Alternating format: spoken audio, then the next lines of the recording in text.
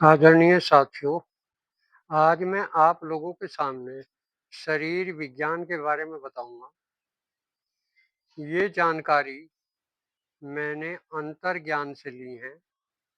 मैं जो भी जानकारी आपको दे रहा हूँ, वो सब संसार का बाह्य ज्ञान नहीं है। ये सब का सब अंतर्ज्ञान है। ये जानकारी सारी आत्मा की है। बाह्य जगत की जानकारी आदमी सुन के, सूंघ के, चख के या स्पर्श करके जानकारी करता है। लेकिन जब आदमी उस आत्मा के साथ जुड़ जाता है, तो आपको सारी जानकारी वहां से मिलने लगती है। पर्सनल कंप्यूटर में जो कुछ आप फीड करेंगे, वही आपको दिखाएगा। लेकिन जब आप नेट से जुड़ जाते हैं, तो सारी की सारी जानकारी आपको नेट से यही यहाँ है। जब हम आत्मा से जुड़ जाते हैं, तो वो सारी जानकारी, सारे ब्रह्मांड की समस्त जानकारियां उसके पास है और सारी जानकारियां वहां से आने लगती हैं।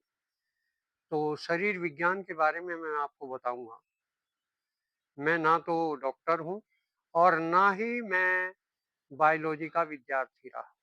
ये शरीर सुंदर रचना उस परमात्मा ने बनाई।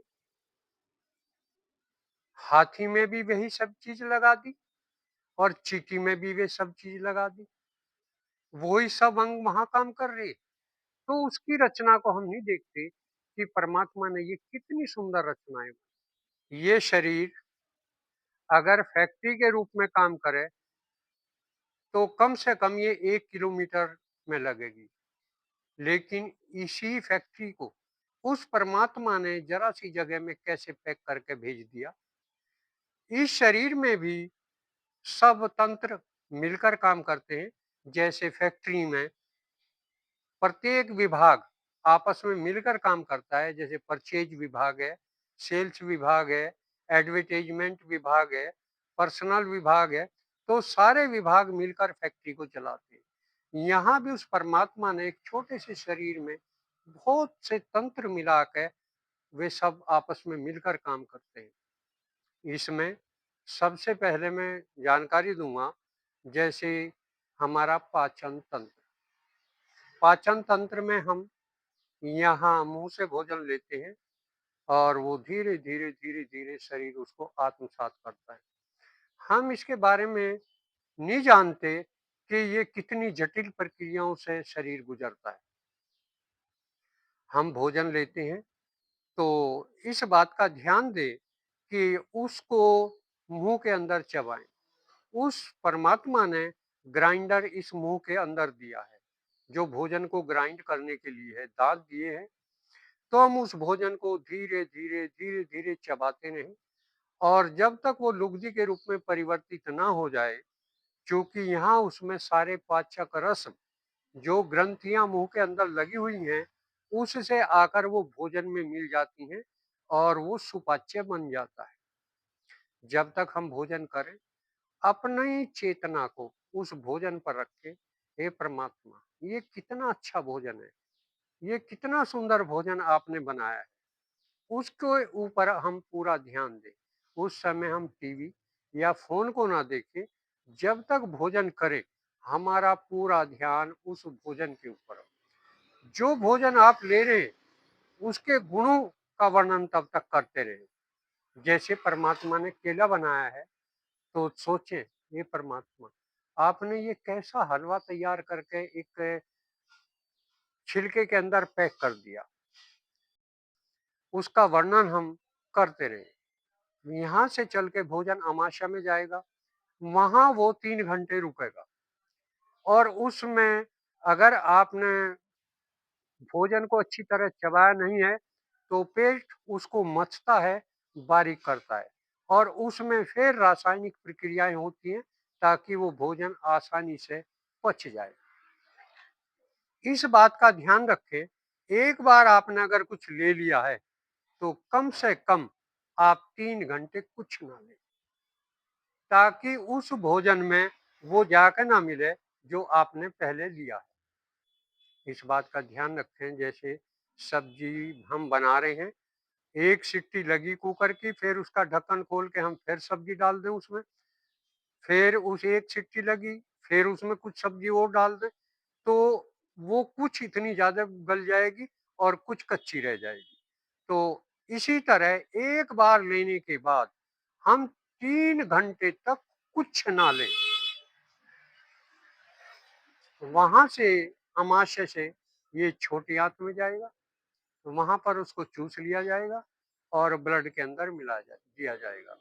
इसके बाद जो उसकी वेस्ट है, वो बड़ी आंत में चली जाएगी और वहाँ से वो बाहर निकल जाएगी। दूसरा तंत्र रक्त संचरण तंत्र। ये रक्त संचरण तंत्र हमारे शरीर में लगातार कार्य करता रहता है।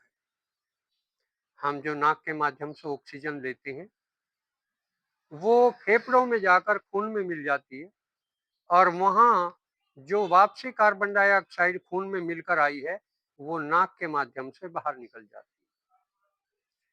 है। ये एक दिन में 7,000 लीटर खून पंप करता है, अगर हमारी पल्स रेट 72 है। लेकिन यदि हम तनाव में जाएंगे, भय पैदा होगा, चिंताएं होंगी, द्वेष होगा, तो हमारी हार्ट बीट बढ़ जाएगी। क्यों? क्योंकि क्रोध में हमारे शरीर के अंदर टॉक्सिन जनरेट बनने शुरू हो जाते हैं, जहर बनना शुरू हो जाता है और वो जब शरीर के अंदर जाके खून में मिलता है, तो शरीर को ज्यादा काम करना पड़ता है उसको साफ करने के लिए और शरीर में हार्ट की गति बढ़ जाती है। जो 1 मिनट में 72 हार्ट बीट चल रही थी, वो बढ़ के 80 हो जाएगी और ज्यादा उसमें टॉक्सिन मिलेंगे तो वो 90 हो जाएगी और ज्यादा टॉक्सिन उसमें मिलेंगे, चिंताएं होंगी, तो वो 120 हो जाएगी। तो वो हार्ट और तेजी से काम करने लगता है। तो जो 7,000 लीटर खून पंप कर रहा था, वो 7 की जगह 10 हो जाएगा, 12 हो जाएगा, 14 हो जाएगा। तो हम नहीं सोचते कि हमारे शरीर को कितना नुकसान हो, हमारा हार्ट कितनी तेज गति से चल रहा। फिर बाद में हम शिकायतें करते हैं हमें हार्ट की प्रॉब्लम होगी। जब आप हार्ट को जरूरत से ज्यादा चला रहे, तो हार्ट की प्रॉब्लम तो होगी, वो ओवरलोड चलेगा हर टाइम। तो यदि हम शांत रहें, तो वो हार्ट बीट हमारी घटती चली जाती है। रात को जब हम निद्रा की अवस्था में होते हैं, तो वो हार्ट बीट घटकर 50, 45 पर आ जाती है। तो इस बात का हम निरंतर ध्यान रखें कि हम अपनी हार्ट बीट को क्यों बढ़ाएं, अपने हार्ट को इतने लोड पर क्यों चलाएं। इसके लिए सदैव चिंतन करें, सोचें कि हमें हार्ट की प्रॉब्लम क्यों हो रही। तीसरा तंत्र श्वसन तंत्र। ये ऑक्सीजन हमारी नाक के माध्यम से जा रही है और यहाँ से जाने के बाद ये हमारे फेफड़ों में जाकर खून में मिल जाती है और जो वापसी खून शरीर से आया है, वहां से उसमें से कार्बन डाइऑक्साइड निकालकर हमारे बाहर आ जाती है। तो ये शरीर 1 मिनट में लगभग 16 सांस लेता है, एक दिन में लगभग 21,000 सांस ये लेता है, अगर हम नॉर्मल परिस्थिति में रहें।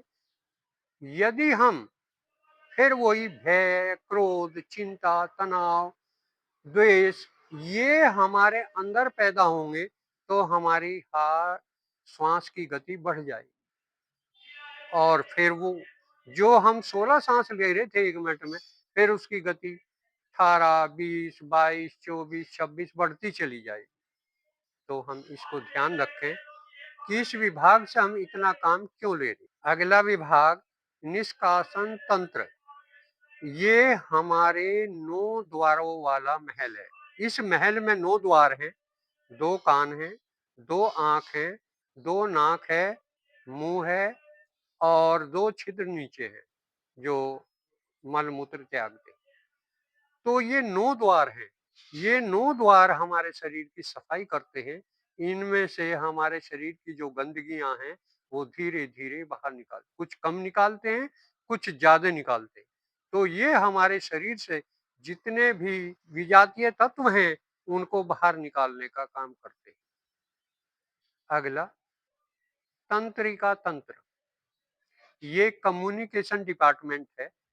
ये पूरे शरीर में जाल तंत्रिकाओं का फैला हुआ है, जो सूचनाओं के आदान-प्रदान का काम करता है।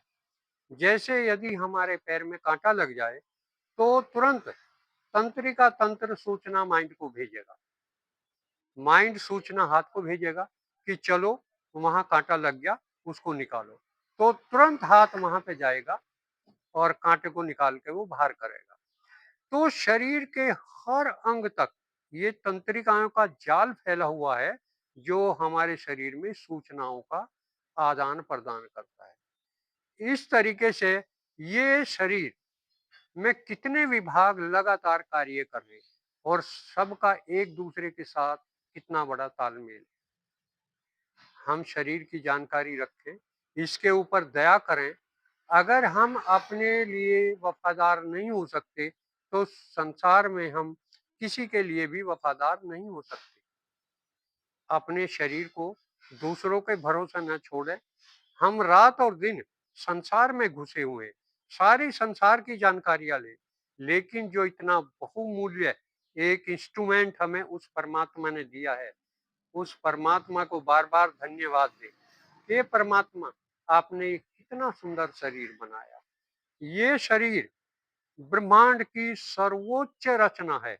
ये परमात्मा ने इसे अपने रूप में बनाया है और आपको संसार में घूमने के लिए भेज दिया कि जाओ, देख के आओ, ये कितनी सुंदर रचनाएं संसार में है। कहीं पहाड़ हैं, कहीं मैदान हैं, कहीं नदियां बह रही हैं, कहीं बर्फ पड़ रहा है। तो कितनी सुंदर रचनाएं उस सृष्टि के मालिक ने बनाई, हमें यहाँ मेले में भेजा है कि इसको देख के आओ, कितना सुंदर ये संसार की रचना की गई।